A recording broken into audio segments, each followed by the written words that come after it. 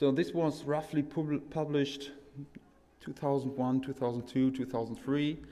What has happened since then, right? So lessons learned since the 4 schools should probably deal with that. One thing of a disclaimer. The Miyagi-Do school has nothing to do with the 4 schools here. It's more like we put in deliberate practice in order to evolve as better testers. And we try to challenge each other from time to time. We have sort of a belt system which derives what particular rank you are in, and I'm not sure, I think we have right now like 30 members on the mailing list doing different stuff. It seems hard to go to any conference and don't run into one of these, right? So back to the 4 schools, or 5 schools, I don't know. I attended a talk at CAST 2011 in Seattle, that is this one, where Doug Hoffman and James Buck were discussing whether or not the concept of schools are a really good idea. In yesterday's keynote from John, Doug Hoffman said in the open season that you can have an argument in order to educate about the school, and there's a live video of it on YouTube. I put a short link in here if you want to watch the full thing in order to understand their particular positions.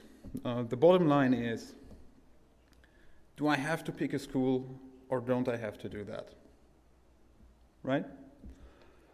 And James Buck says, no, the school is, you have to pick one. You are associated with one. You can't change between these. While the argument from Doug and early on also from Kim Kainer is, no, it's more like fuzzy, you know, you can be part of that school or that school and be here and do stuff. For example, I am associated, I'm deeply into the Agile community right now, to the point that I would say good Agile testing is good context-driven testing laid out in an Agile environment, right? So do I really need to pick one of these schools, or is it more we have a community concept behind that? I saw earlier this year James Buck at Let's Test in Sweden, where he had this sort of community concept where there are greeters coming over to different communities. There are people who are avoiding us and stuff. That really made a lot of sense for me. Now, there seems to be sort of a debate, and if you dive deeper into the context-driven school, it seems to that, John Bach said it yesterday morning, we are arguing with each other. Now, well, why are we arguing, and why did, in first place, the schools come up? Would be an interesting thing. I need something to drink. So why did these come up? A colleague of mine had a presentation earlier this year where he said it had to do with introducing Scrum in a company. And at a certain point, you end up in a situation where you have people who are in the control cycle of management think we need to have numbers for everything that we come up with, while on the other hand, you have these proponents of the new ways who try to be more in the power cycle. That's a term there. And at a certain point, you have convinced enough people to follow the power cycle path. But still, there are these control cycle guys. And at a certain point, you have a problem because you have 50% of either positions. What then usually happens is that, well, as Peter Drucker said, culture eats strategy for breakfast, that you can't move forward, right? And taking a look back, I think that is what happened in the early 2000s when the concept of the schools came up. That is, we started to create something in order to be able to move whatever we have forward and distinguish ourselves from someone else. That is, the more factorial school of testing, however you want to call it, right?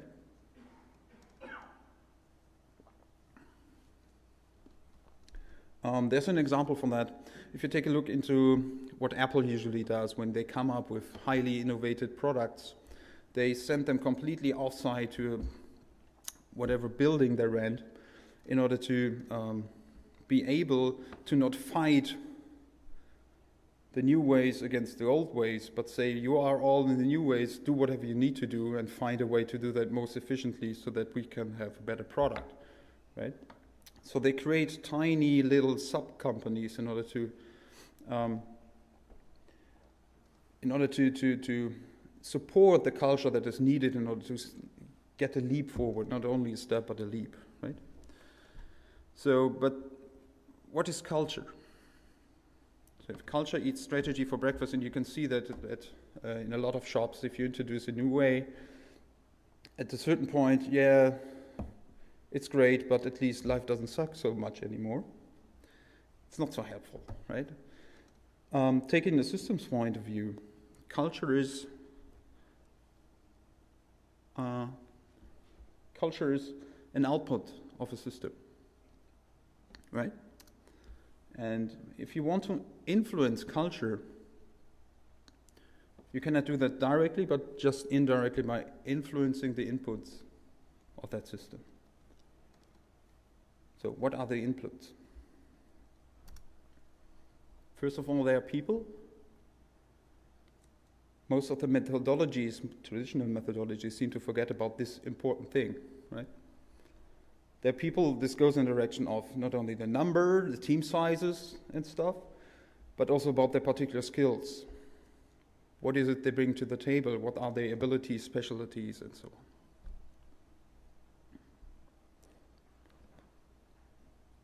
What else influences culture? If you take a look into corporations, it has to do with architecture, right? The org chart. And last one are the routines. So the meetings you have, the processes in place, what you need to follow in order to do stuff. Now when it comes to architecture and routines, there are two different notions of it. There's the org chart for the architecture, there's the formal process description, but there are also informal ones. And considering an organization as a system means that the culture, well, any system is perfect in what it produces, right? So the culture being an output of a system means that there's something happening. And if you introduce a change and just introduce a formal architecture and some new formal routines, it might be that the culture doesn't change. Why? Well, first of all, you still have the same people. You're not going to fire someone just because you introduce something new. Maybe some people quit, but that gives it a complete different dynamic. What else is happening is whatever formal structure, whatever the people in that system need, and the formal structure doesn't provide, they take it by the informal ones.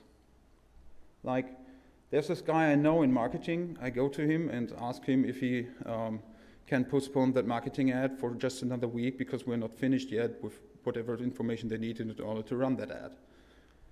That is an informal connection that goes beyond the organizational chart so that I'm able to stick with my current culture. I don't need to change, right? I found a way to trick that system. It's not so good.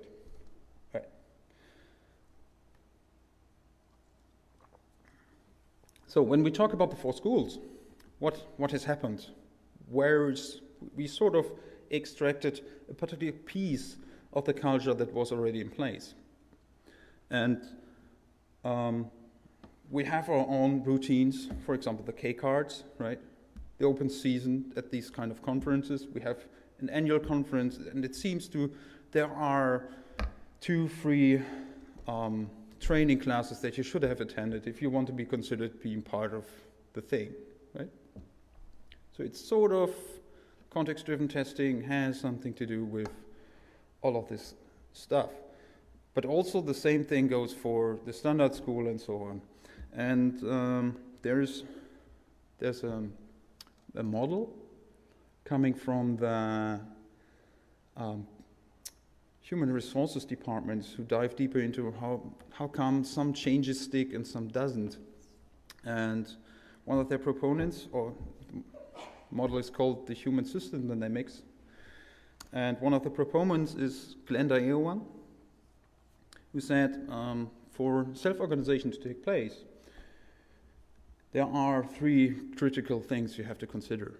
First, there is a certain container. There's a bubble in which you act. That could be your team, that could be the department you're working in, or the IT department in large. So you have different scales of containers all over the organization. And there are differences inside these containers between the actors interacting with each other. There are some subtle differences, and there are important differences. And you want to look at the important differences in order to see how does self-organization happen here and how is it working. Last but not least, there are exchanges between agents in that system, in that container, who talk to each other in order to find out how they can come along with their differences. Do they need to avoid each other or not? So let's take a cross-functional team. I work in a lot of agile environments. Let's take a cross-functional team. You have the container is obviously the team.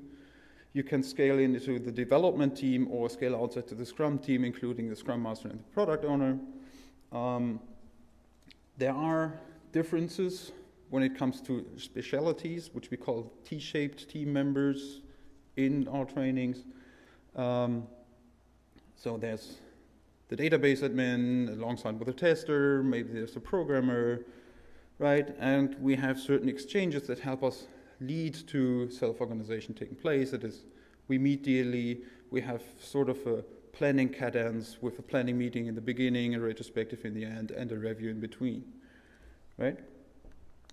In all these different meetings, we exchange, first of all, with ourselves, but also with the containers outside. That is, probably has to do with customers when it comes to the review, or our process when it comes to the retrospective, right? So how does this translate to the context-driven testing school? Well, to me it seems when the schools concept came out,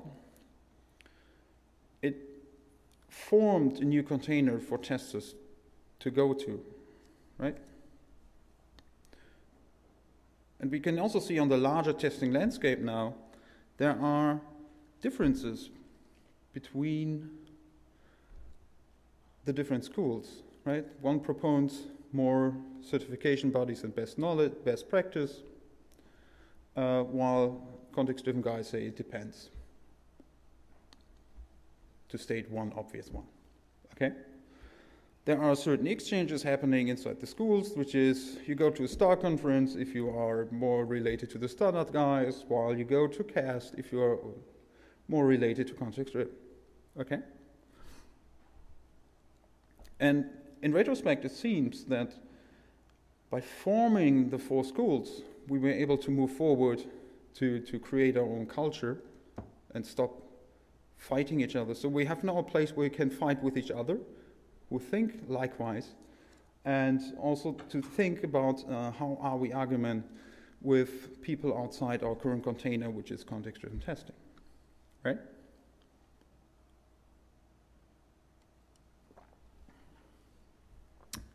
But self-organization, what does it really mean? This comes from the same background, human system dynamics. They are working with landscape diagrams there. And, well, put two axes, then you have sort of a matrix of 4 blocks, and you can solve any problem if you're a consultant, right? You just need to find the right labels. So what are these guys talking about when it comes to the labels? There is either agreement or certainty, and for certain things, for example, if you want to have high certainty together with high agreement, then you are probably in something like accountings, and you are on the bottom line here, right? On the upper hand, you have sort of unorganized teams where you have to react differently in order for self-organization to take place. That is, you want to seek for patterns that you can elaborate in order to move forward. I approached last year at Eurostar Michael Bolton and said, I have this idea about landscape, and I think we should try to find out how does it relate to testing. And he sort of helped me with developing such a landscape in order to see why is it we talk all about context and on what does it really depend. I called this the testing landscape. And what we ended up with in that discussion is to label. We bounced back and forth one or two different labels, possibilities to label it. We ended up with this thing that is, we have on the bottom line formality when it comes to the testing project you're in. How formal do you need to test? Very formal or rather informal. And on the other hand, you have individual accountability when it comes to whoever you report to, right? So how accountable is the individual tester you're dealing with? And if you try to somehow map different contexts on this landscape, you end up with the lower right corner, meaning you have high formality and low individual accountability, which is where all the outsourcing and factory testing comes from. That is more traditional test cases because you just hand over that book of test cases to whatever student you could hire in order to do that, right? They are not so accountable on their own. But still, it's very formal in this regards. On the other hand, on the other extreme with high accountability and lower formality, I think Griffin Jones might disagree. We have regulated environments. This doesn't make sense. Well, anyways, let me continue. We have regulated environments when it comes to high accountability, and I think this should be high formality as well, so probably I got it confused on the top. Anyways, so regulated environments, you have high accountability and also high formality. Next thing is hyperproductive teams have to do with, does it make sense if I switch it now? Just figuring. Yeah, it should be switched, right. So hyperproductive teams would mean you have a Scrum team and you are part of that team, and the individual accountability as a tester among that team is pretty high because all of your peers are going to help you hold accountable for whatever you're doing, while on the other hand, you probably want to stick with lower formality than otherwise, right? Last but not least, what falls into the final thing there? That is something that just recently came up. It's not so old. That is crowdsourced testing. I interviewed someone who's running a crowdsourced testing shop in Berlin a couple of weeks ago, and the most amazing thing I found out is that they are actually hired by all sorts of development teams, and they still find bugs. And when I started to ask them what they are doing there, they have test managers in place that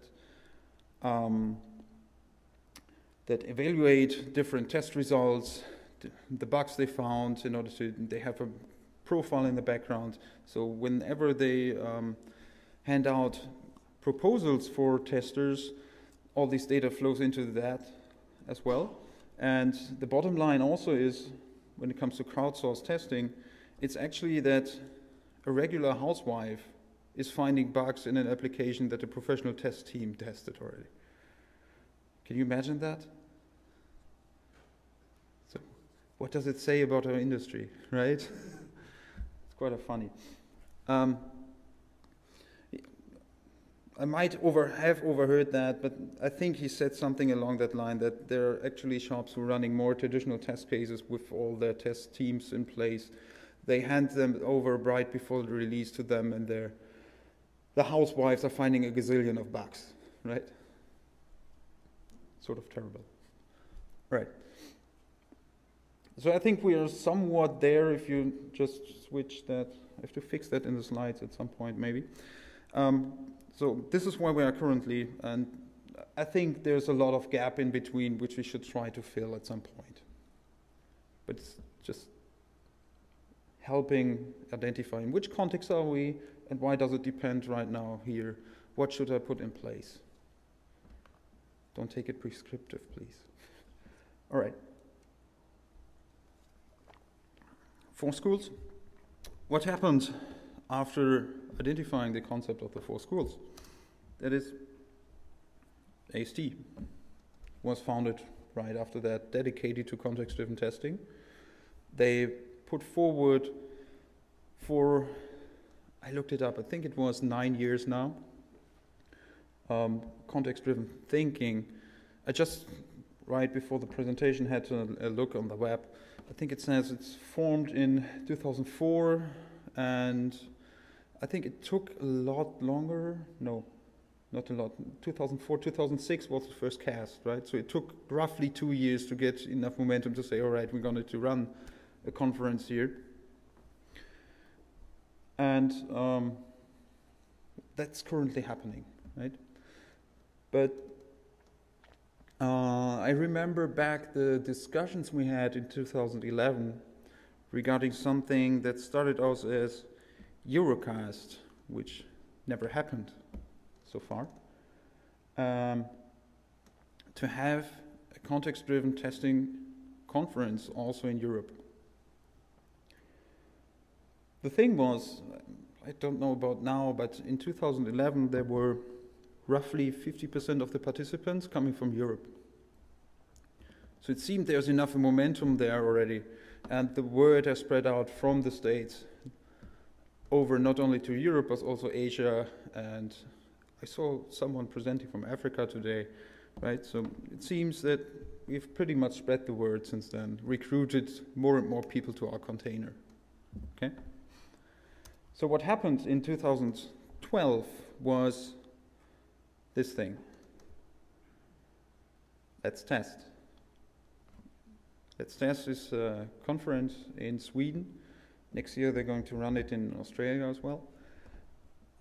Using the same format that we have employed here in CAST, right? So you have K-card facilitated sessions with open season in the end. The most amazing thing about Sweden, I think, came from Paul Holland, who said, this is right like CAST last year. The only difference is you have more beer. Actually, the spot in Sweden, the Runo Center, has space for 300 people, I think. And they are all in the same spot, so you don't have to look for another hotel or something. And you just can hang out with the guys in the evening. So that gives a whole lot of different dynamics in the end, which is awesome. Right? Let's Test also dedicated to context-driven testing. There was one event in our community overshadowing Let's Test last year. I'm not sure whether or not, not really. It's still overshadowing our community, I think. This is this thing. It is the split of two, I would say, proponents, early on proponents of context-driven testing, and it seems that they're now preferring to fight each other between Twitter and blogs, but I don't know. It's still, looking from the outside, I don't know what to think about that. I've seen that in the past happening the same with the Scrum community, for example, when the Scrum Org and Scrum Alliance split happened. You wonder, all right, should I follow them really? These guys, they're fighting with each other, sort of, right? I think it's still overshadowing us to some extent. And, well, I think we need to find a way, looking forward, to overcome this. I don't have an answer for that, but we'll see.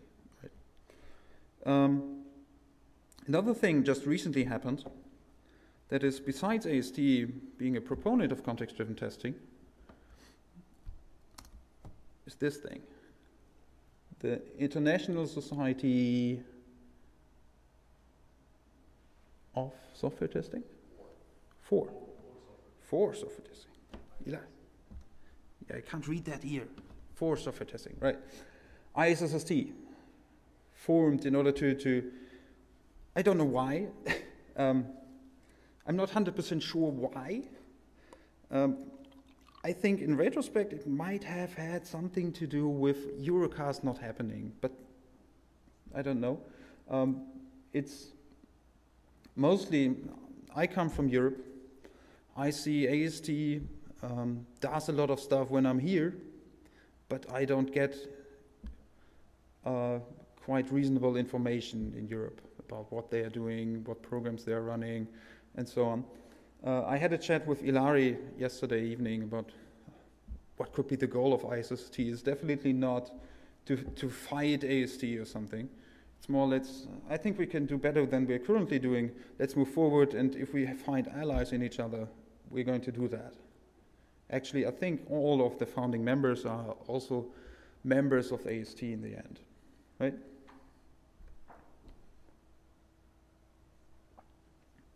So, I don't know how many of you have had a retrospective background on facilitating a retrospective. This is mostly everything has to do with gathering data, what has happened, right? Now, in order to have a retrospective, the overall theme is lessons learned since the 4 schools. What insights can we derive from that? I picked a format which is called the appreciative retrospective in order to see. So here's the thing. And I want you to think for a moment after I introduce it. So imagine it is 2023, right? So skip forward 10 years. Context-driven rules the world, right? 10 years from now. What happened? Do you like it?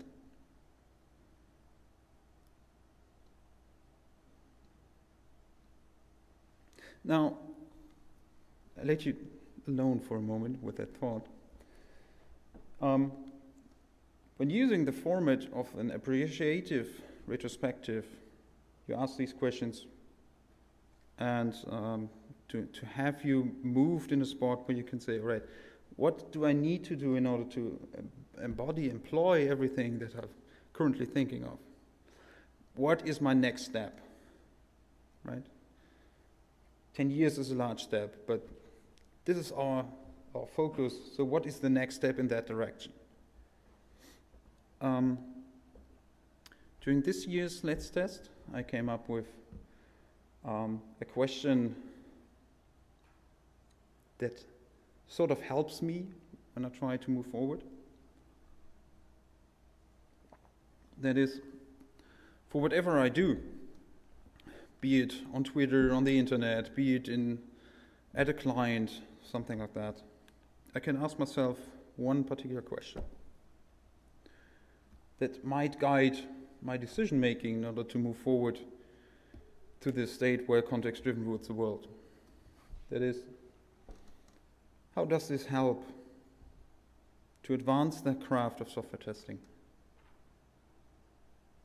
So if I pick a fight on Twitter,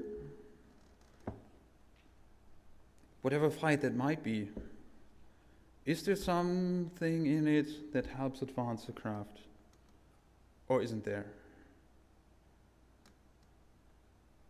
This sort of became a guideline for me because you can see the arguments floating back and forth and comment here on this particular blog entry. So nowadays when I use Twitter, I pull out my phone, go on top, read the first 3 tweets and put it back in most of the time. And at times you get attention to one of the tweets at times, so, right?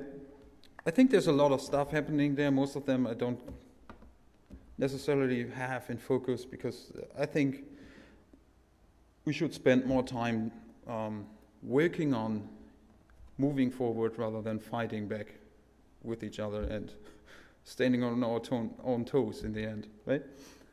And I find this question helpful in this regard because it says, all right, if I pick that fight now, maybe we have a clarification, maybe we have a chat about whether or not to have certification or whatever you might have. For example, HTQB is a gold sponsor here.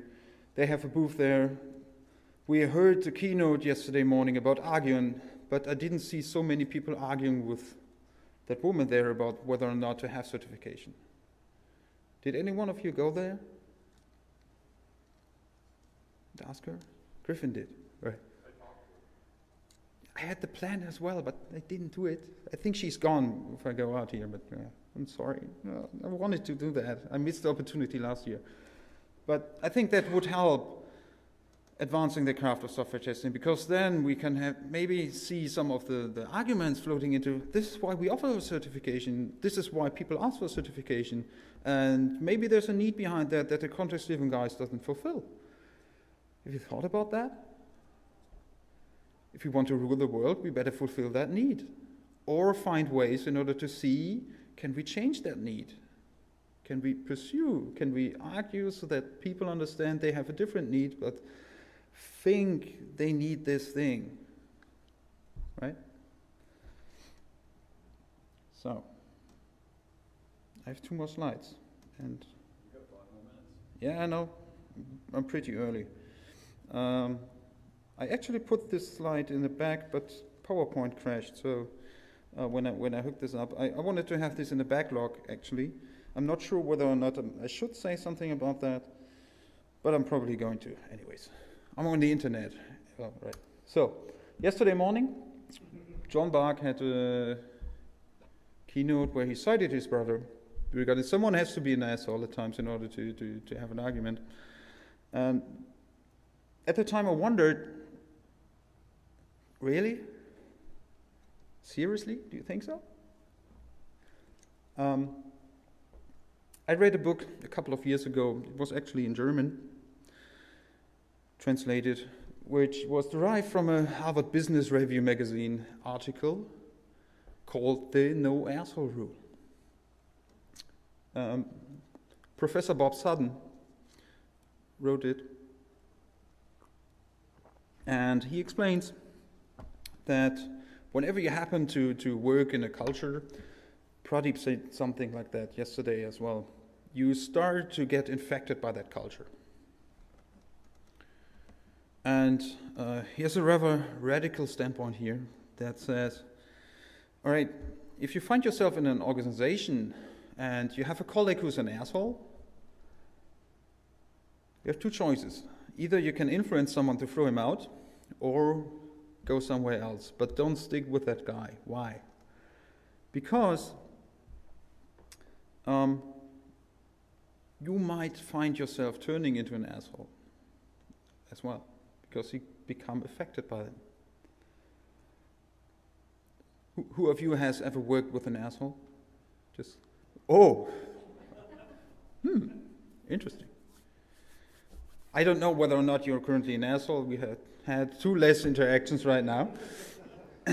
But the bottom line is, Bob Sutton says, all right, if you find yourself somewhere with an asshole, or maybe with even a company of assholes, maybe you should move along. And he also speaks to CEOs who says, yeah, you should fire the guys, because they will sooner or later infect all of your people, and you will find yourself in an asshole situation with people who are just there, and well, at least their bodies are not somewhere else or something. I've heard from several insurance companies where one guy sitting in an office, and I was asking, right, here are 4 Scrum team members, and there's that guy. He's never participating in any meeting. Why is he sitting there? And I got the answer that, oh, that guy. Oh, it's better you don't have him on the team. He's creating work for others if he is. And so they're paying him for just sitting around there, something like that. I don't know why you would do that. But, well, you can do the math, right? So, why I'm mentioning this?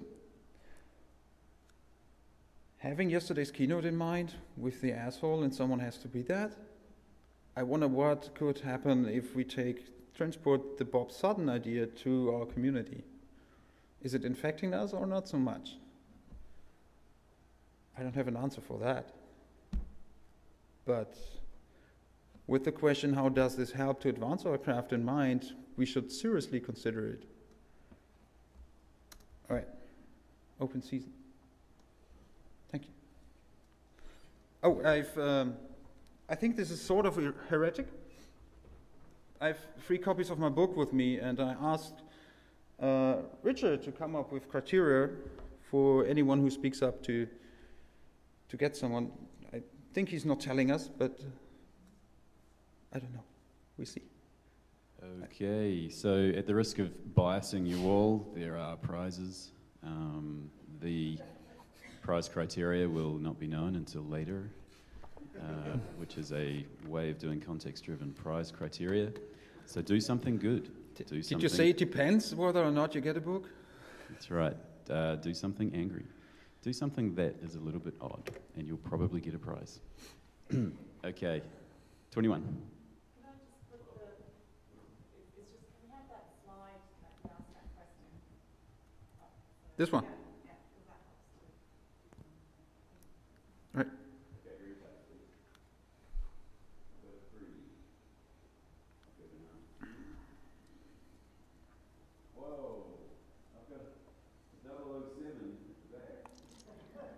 Oh, James Bond is here.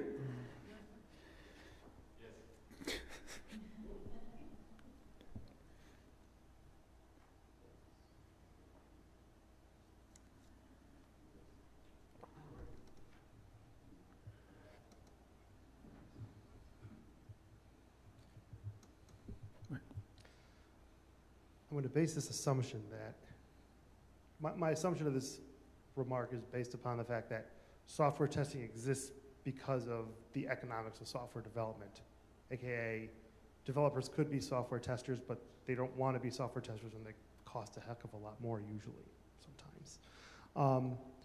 So whichever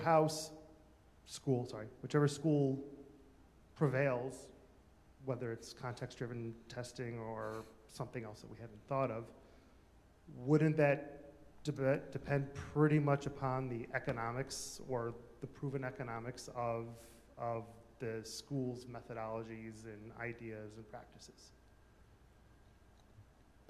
Could you repeat the final few? Well, like if we think context-driven testing is the way to go, right? Wouldn't we have to show that, somehow prove that the economics of context-driven testing is superior to any other type of testing, and wouldn't that pretty much definitively solve the problem or answer the question? Yeah, we have to find a way to convince people about that. For example, there are there are certain people around who try to do that. The talk previously with Deanne and was it Manuel? Not sure. Yeah, and they were talking about how you can reach out as a tester to the CEO in order to have a more convincing argument, right? I think Griffin Jones is a proponent of bringing context-driven to the regulated environment. There are others who are doing that. I think we are onto it. We are doing that, and if with the thing in mind, context-driven rules the world, we certainly have to find ways to convince people about what we are doing. And I'm a proponent of doing that in an empirical manner. So we show this is working, and we converted someone. Right?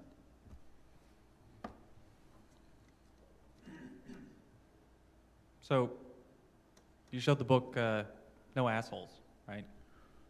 The no asshole rule. Yes, the no the asshole book title. rule. Right. That's right. In his talk, he was the position was made that software testing needs assholes, right? And that's what you're arguing against. Except that the idea there is that this is not so that we can get a particular task done. This is so that we can learn and grow as a community. Without assholes, without disagreement at the very least, we aren't going to learn and grow. We might get a task done, like the idea is at work, and like you don't want assholes at work because you're trying to get this thing done. But to learn and grow, that's the reason why we have disagreement in community like a learning environment. Why we have disagreement there is so that we can learn and grow. Sorry, was there a question? Or was it a statement? It was largely a statement to, like, respond to, provoke argument, something. So I'm the asshole. You're the asshole, damn you. Can you go outside, please, so that I'm not infected? Sorry. No, I'm the asshole. Too late. All right. Let me argue the following way. That is, I have a preference for harmony. That is based on when I'm born. I'm a Taurus when it comes to, how's it called in English? Sternzeichen in German, but I don't know the English word right now. Pardon?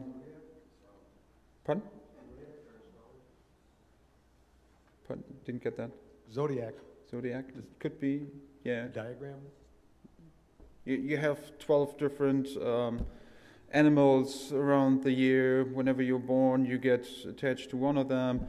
And I have a tendency for harmony when it comes to that particular personality trait that probably biases me in the direction of, all right, I think, why are we having this argument here? Is it good that we expose this to all the people around, whatever, right? So I'm biased there. And at times I'm figuring, all right, could I jump into that argument right now? Or is there a better use of my time? This is the second dimension I'm thinking over this. Okay, so you're arguing against it in a public context then? Or are you just arguing against assholes in the software testing community? Well, what I said regarding the no asshole rule was more in, or makes me wonder if we have assholes in our testing community. Is it the right spot for me? What about the context-driven testing community and stuff? I don't perceive it right now as we have a bunch of assholes here. We can have a quite good argument about things in a constructive way. That is what I would be concerned about if it would be more destructive. That's my point. All right, Heather. I think part of it for me is that we seem to be confusing, or at least I would take from your statement, a mixing of asshole with disagreement. I think we can disagree without being assholes. Yeah, definitely. The devil's advocate side of my mind, though, says, all right, if I am in a situation where we have gotten so comfortable with what we're doing, we have so much consensus and so much agreement among ourselves that we think what we know is right, we've fallen into a tendency to continue down that path unless we hit some obstacle, some irritation, something that shakes us out of that.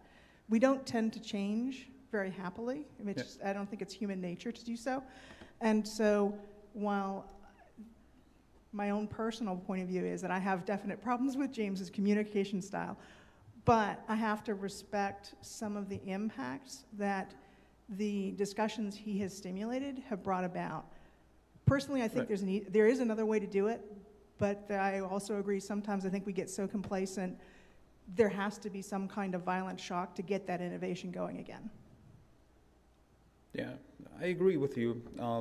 The first thing you said went in the direction of what James Mark tried to do at CAS 2011 in his tutorial, which I was part of, where he said, I'm concerned about one thing, that is, there are these 7 principles of the context-driven testing community, and so far, in roughly 8-9 years, no one tried to argue about them. And he stimulated that argument in that workshop. But the underlying question would be, do we have a shallow agreement about the principles? Right? And at times there's also a shallow disagreement that flows into arguments that I can see being done, not in this community, but at times at clients and inside our company, inside my company I work with. We have several, it's similar to the context-driven community. We have several discussions internally because we are all shareholders of our company, and that gives a drag when it comes to we need to decide with 30 people right now what's the next step for us, right? All right. Great talk, thank you. I have a problem with the A word, so I don't see it as that. What I see is software testing really needs clear, strong champions for points of view, and that's one of the disappointments I have with the other schools, in that they are not identifying clear champions that articulate their particular points of view, in my opinion. It's even worse. Yeah, well. It's even worse. They don't agree with the school's concept to start with. Yeah, so I lose respect for them for that point. For me, I see a balancing between maintaining relationships and also delivering results. So I respect James in that sense, in that he's focused on getting the results in terms of driving a clarity in terms of what our mission is. Yeah, he definitely does that. I'm with you on that side. At times I'm wondering, is it worthwhile to have that communication in that particular way, right? With maybe we could reach out with more non-violent communication. I don't know. Right.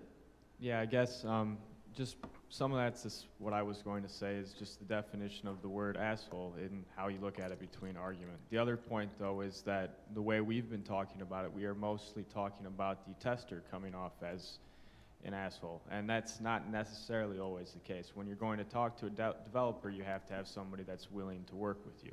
So I think that plays a part into what you were saying when if you are in a situation where you can't work with the person because they are, in fact, being an asshole and they will not listen to a word you have to say, maybe that is a situation you have to remove yourself from.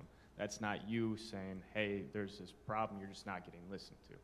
And if you're in a situation like that, you can't be successful. So I guess that's what I had to say on that topic. Yeah. I'm with you. I think there's a distinguishment between how Bob Sutton uses the term asshole and what John quoted yesterday morning. That's what I probably wanted to put that in a backlog for the slide deck. Okay, that's the end of the stack on assholes. Let's go down the back to one Hillary. Yeah, that's another asshole here. So that's Bond, James Bond. No, I'm Ilari. I'm the ISST guy. So Markus, first of all, congratulations for your election to the board of AST. I think it's a great thing that we finally have a European person in the board of AST. My question is twofold. So what was your motivation to become a founding member of the ISST? So since you're a founding member, you certainly had a motivation. That's the first part. And the second part is a more crucial question. How do you see a collaboration between AST and ISST? So in your estimation, how would you see the two organizations working together? Whew. All right. All right, the first question was, why did I pick to be a founding member? That is that I was approached, I don't know when, 2 weeks ago or something like that, by Johan Jonasson, one of the Let's Test guys as well. And he said, I have this thing here, we're going to launch that in a couple of weeks. And I took a look, went over the website that already was there. I said, oh, interesting, cool. I'm fully in for it, especially since I saw all the board members mostly came from Europe, if I remember back correctly, right? Right? Oh, but you can still nod. I think they came mostly from Europe, so that's when I said, all right, I buy into this. This seems to be the right thing to move forward. Well, just clarifying, they're all from Europe. They're all? Yes. Right, yeah. And I thought, all right, I mean, $80 a year is not too much. I said, I'm completely on for that. So that is why I said, all right, thank you for approaching me that early. You seem to have a great thing going on there. I am happy, willing to support you in that. That was my most biggest motivation to do that. Now moving forward, how could we incorporate? How would I express that? Well, if you go back to the CDO model with different containers forming and stuff happening, I would like to avoid something happening like we have now two context-driven communities who try to do stuff but not together. Because I think that would be wasteful when it comes to our energy that we put into moving forward. So far, I'm wondering how much momentum have we gained with context-driven since, well, I don't know, 2003, 2001, whatever. Looking around, especially in Germany, is, all right, we sort of convinced some people, but we could do better than that. And having a split of the community, which could happen, would mean that we are not only putting effort into moving forward, but also effort probably into fighting with each other. And I think if we can take that energy to convince more people in a fruitful way by combining our powers, that would be, for me, the next thing to move forward. So how could we do that? To say the least, I don't know that yet. I think it's too early, right? All right, thank you. Just to say, there is no fight planned. You can have a look at commonsensetesting.org. Okay. So, yep. So this is Griffin Jones. I need to self-identify. I also belong to ISST. The reason I joined, in a short nutshell, is I see they complement each other. And ISST, from my point of view, is addressing a need that I see, which is reaching outside the testing organization and upwards into the executive branch, the executives of companies, and addressing why context-driven testing works well for those particular businesses. So that's why I'm supporting ISST. Yeah. All right, we've got a new thread. All right, so earlier you had the slide where you showed, I'm Eric Davis, by the way. Earlier you had the slide where you showed 2023 context-driven testing. This one? Yeah, ruling the world, Yeah. Which personally I think would be great. You also then said that you're personally into harmony, so not trying to fight with people.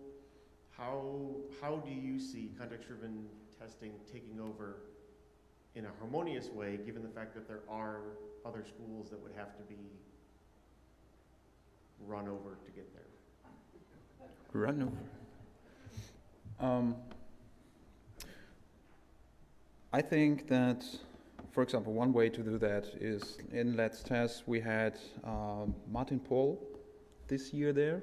He attended it, so he signed up. We didn't say you can't come, you're not context-driven, right? And he was there. He is more of a proponent of TMAP Next.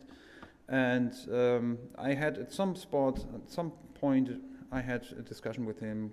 So what's his thing, what he's thinking, why he's here. Because he seemed to be someone like a greeter to the community. It could be that he's taking that for bad. That's rumors I heard. I don't care really. Oh, what's that? So he came there in order to at least see what we are telling. And while I was talking to him, he said, all right, we had our thing, we old guys, right, with TMAP. Now you are what Michael Bolton called several years ago, you are something like the vanguards, and we certainly have to connect at some point with each other. That is at least, at some point, the company cultures will crash if you introduce new ideas from the vanguards and they still have the processes of the old guys. That's certainly going to happen, and at that point we have to find ways in order to bring changes to those organizations and see what works. That's all I'm interested in. I don't really need a clear label for that. It's more like what's working in this particular context and how can we expose that. And the more companies we start on convincing to go that way, the better we are probably doing.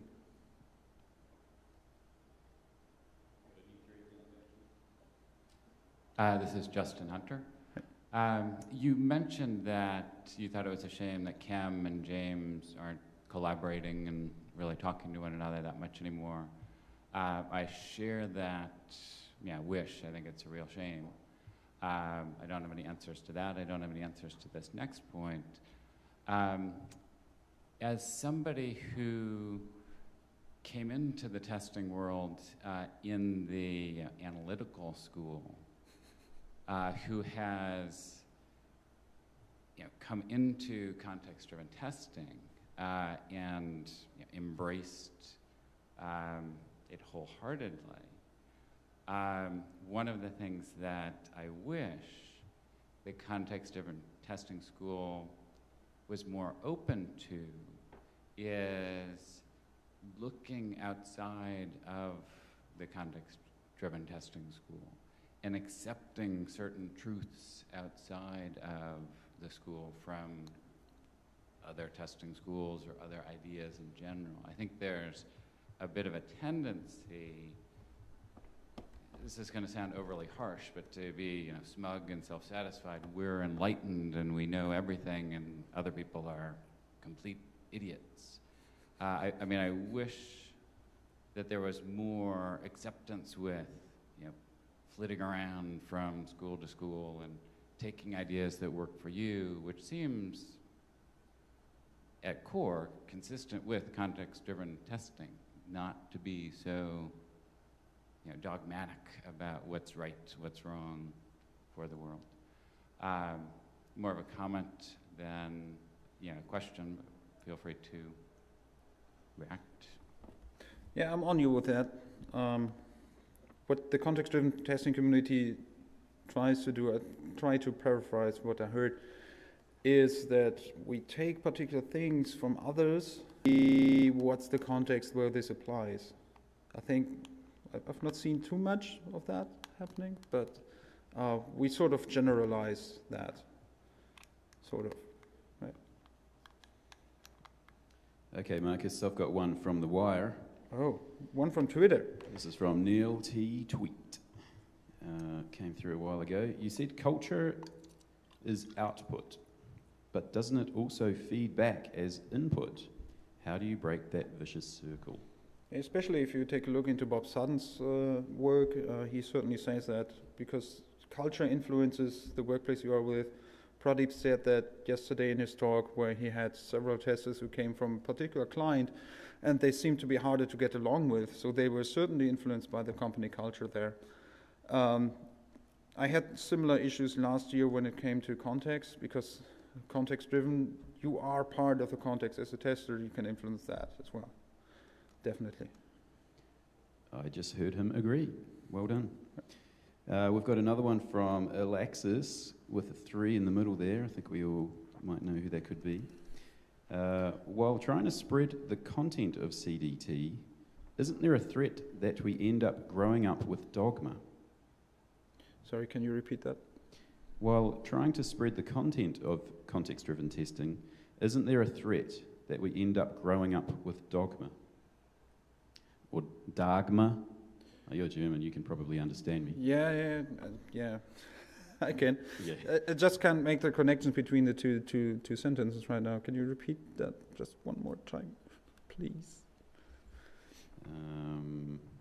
Shall I read it backwards?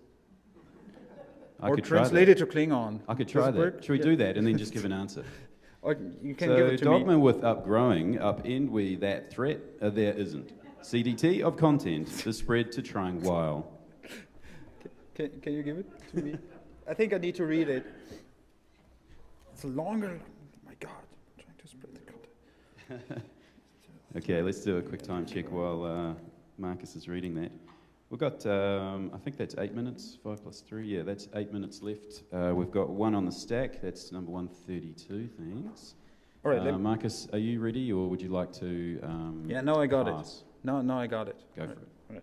So, if we try to spread the content of context-driven testing, so what is the content of context-driven testing? Is it session-based test management using exploratory testing? Do we agree on that? Certainly not, right? It boils down to, of course, there is a threat that we could end up with dogma, Right now, the dogma I can see is it all depends, right? It's not so helpful, because we need at least facing a client need to answer the particular question is, how do we find out which particular context is in? How can we find out enough information in order to be able to say, okay, I think the next best move for you would be do this thing, let's try this, and then derive whatever empirical evidence we get in order to get to the next thing.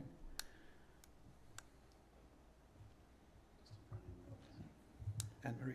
I just comment on that and just say, well, look at the agile movement, and you go into some companies and it's like, you kidding me? This is agile. I mean, over time things get watered down, and the question I would ask is, context-driven rules the world, really? I mean, is that really one of our goals, to rule the world? I mean, is it actually possible to get to that point, or else we're just to get so watered down that really it's not, it's some watered down version of context driven, and that maybe that shouldn't be one of our goals, to rule the world. Maybe it should be just to do really good testing. It would be interesting to see if context-driven really rules the world, then we have all these arguments with ourselves rather than with the standard school or whatever, right? Because they will be gone.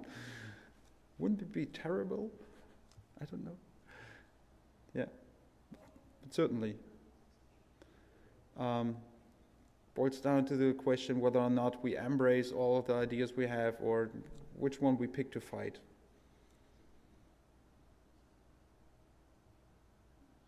There's a choice in there.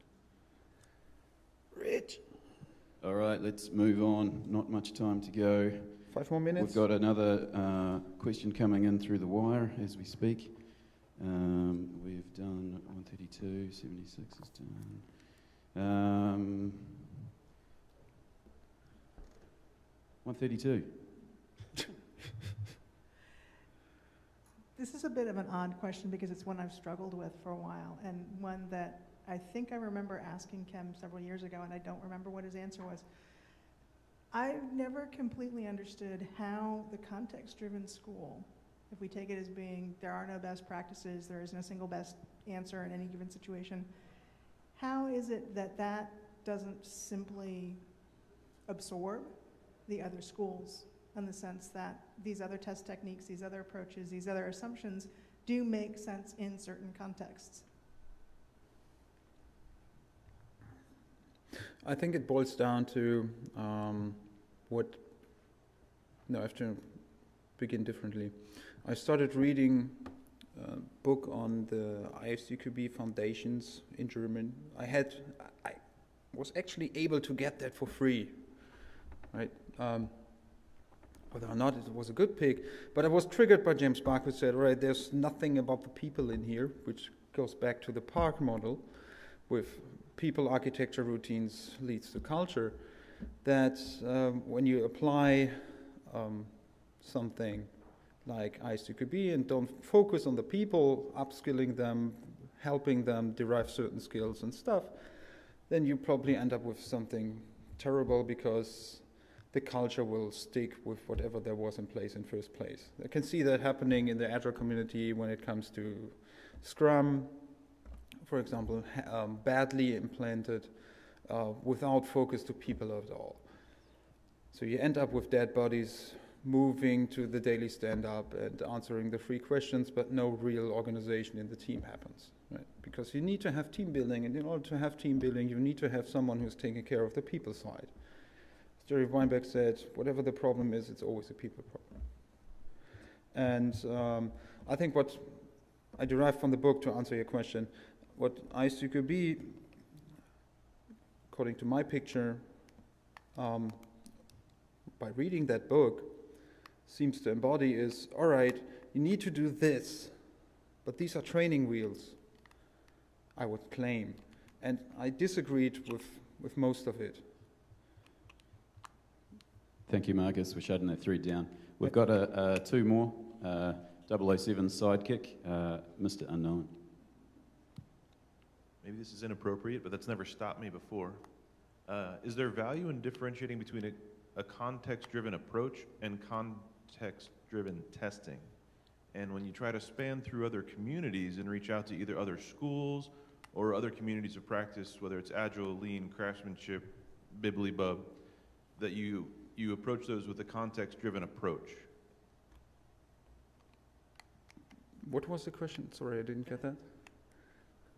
I can write it down and let you read it. Yeah, can you tweet that? Is there a difference, or is there a value in differentiating between a context-driven approach to anything, to problem solving, to whatever? Right.